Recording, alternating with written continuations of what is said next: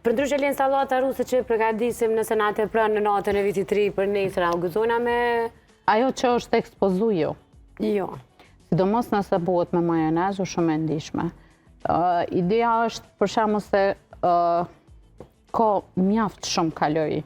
Edhe kështu e shëndetshme prapë se prapë ka shumë kalori. Po po mënaj salat me shoqëru me mish ka vlera ushqyese të jashtëzakonshme.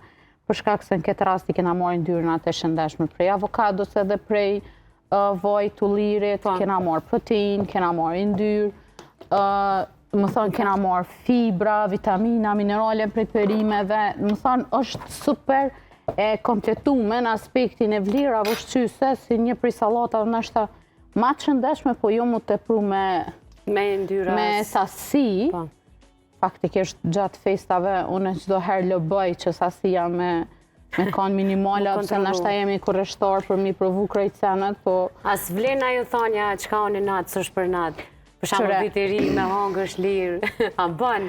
Qyre bën me bu balancen, po ju tash e prisha se është viti ri, edhe normal me vazhdu prap, për shembull me tepru në çdo aspekt o fjala, për shembull me tepru me ushqe, me tepru me pije të gazume, me tepru me pije alkolike, me tepru me çdo sen, normal që ja bën një bumbë organizmit që nuk i shkon e mirë sa ardhën.